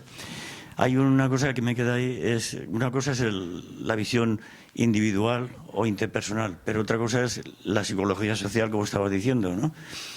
Entonces el resentimiento se queda con una asignatura que no se sabe, ¿no? Dónde se ha localizado, se ha estudiado la huella que deja, la actuación resentida, cuando varios que odian se juntan entre ellos y generan resentimiento social, que es uno de los problemas mayores que tenemos en este momento también. Y me he acordado, por ejemplo, estudios de los biólogos que han hecho sobre el gen de la violencia en las abejas. Las que tienen ese gen de la violencia, o sea, de la agresión, ¿no? Dijéramos mejor en las abejas, ¿no? No son capaces de hacer comunidad si las dejan aparte, y las otras sí. Eso se silenció, apareció en investigación y ciencia y luego no he visto nada más. Pero hago una comparación con ese proceso, a ver qué hay o qué me puede decir, si hay algo de paralelismo. El resentimiento es una palabra que los científicos utilizamos muy pocos. Porque los científicos nos ponemos siempre como condición que cuando hablamos de algo lo tenemos que tener mínimamente definido para saber de qué estamos hablando. Por lo menos entre nosotros, si nos tenemos que comunicar y tal, para saber. Yo por resentimiento pues entendería el malestar que tiene una persona cuando ha sufrido algún tipo de daño o de descalificación o de desconsideración y tiene ganas de resarcirse de alguna forma. Algo así, diría yo. Podríamos elaborar una definición mejor, seguro, y los filósofos podéis hacer una mejor probablemente, pero yo como científico tendría que intentar ajustar las teclas para poder hablar después de eso. ¿Hay genes para ese tipo de conducta que pueden llevar a ese tipo para que una persona sea más resentida que otra? Vamos a ver, yo soy un psicobiólogo muy enemigo de lo del gen único. Eso que tanto se estila de el gen de aquello, el gen de lo otro y tal, el comportamiento humano es muy complejo, el comportamiento humano superior, el que produce el cerebro evolucionado, la neocorteza cerebral, eso, depender de un solo gen, es que no hay nada que dependa de un solo gen. Y después los genes además lo que inducen son propensiones que luego interactúan con la situación social, ambiental, en las que se encuentran los seres vivos, ¿no? Esa interacción es muy importante, la interacción entre lo biológico y lo ambiental es la que determina muchas veces. Ahora tenemos la epigenética, que es el estudio de qué es lo que hace que genes que están ahí se expresen o no. Y eso es, vamos, ya un reconocimiento impresionante de cómo el ambiente puede influir en cómo somos y en lo que vamos a acabar, digamos, desarrollando, ¿no? La desconsideración, pues no lo sé. Eso de las abejas, sí, en seres muy elementales puede que se haya dado con algún gen que controla una parte de conducta que a su vez controla conductas más complejas, pero no lo veo. Yo no, de verdad no me gusta simplificar hasta ese extremo. A mí no me van a encontrar nunca con el gen de, fíjense, la oxitocina. Ayer me enviaba un compañero un libro que se va a publicar ahora en Gedisa, que está bien escrito, la psicóloga es buena, es francesa, se publicó hace 16 años en Francia y se llama Neurobiología del amor. Claro, esta mujer, que escribe bien, y el libro es interesante, habla de muchas cosas de las que hemos hablado aquí hoy también. Introduce una emoción corrosiva que yo no he sacado en mi libro porque me parece muy compleja, que es la de los celos. Pero habla mucho de la oxitocina, una hormona que también puede estar, digamos, condicionada por la expresión de un determinado gen, ¿no? Y que puede dar lugar a muchas cosas. Claro, la oxitocina, sí, cierto, puede inducir conductas prosociales, puede hacer que la gente se apegue. Pero es que la conducta prosocial no siempre es buena. El altruismo parroquial no siempre es bueno. El que tú te unas a los tuyos solo porque son los tuyos, aunque hagan cosas malvadas, eso no es bueno. Claro, es que la oxitocina puede ser buena, sobre todo para las madres parturientas, porque facilita el parto, ¿no? Y eso es lo más importante. De ahí viene su nombre, además, el nombre de oxitocina, del griego. Pero puede ser mala, pues, para crear eso, para crear endogamias, y favoritismos. Y claro, por eso me resisto a lo del gen de la, como decías, el resentimiento, ¿no? Es una conducta complicada, lo del resentimiento.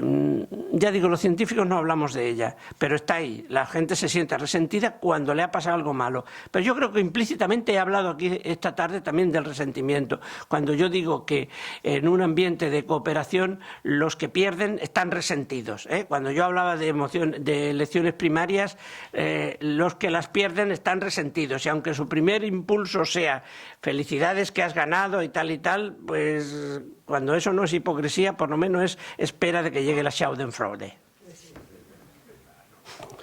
Muy bien, muchísimas gracias, Ignacio, por esta respuesta, por todas las anteriores y por tu conferencia.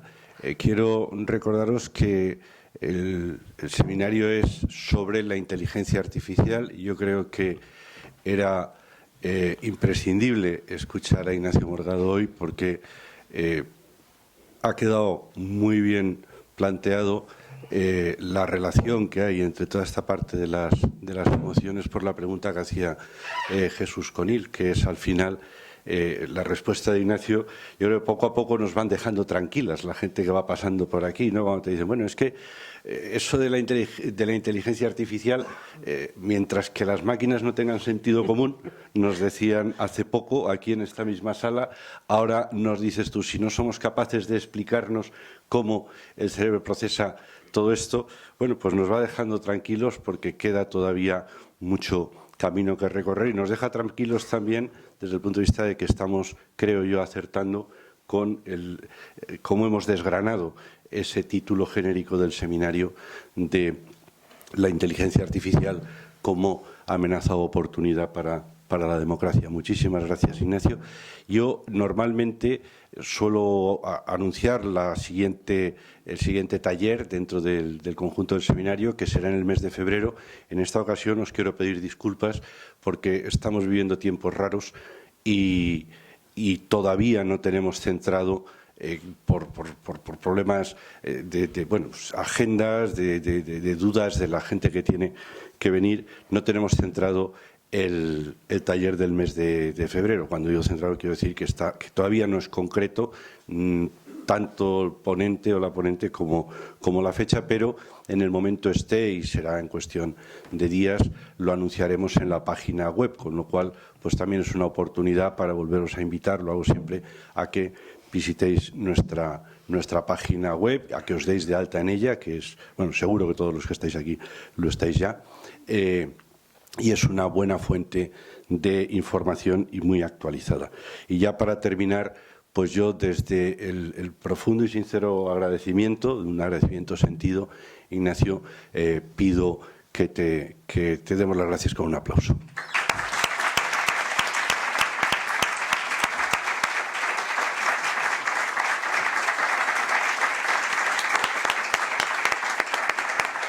Muchas gracias a todos.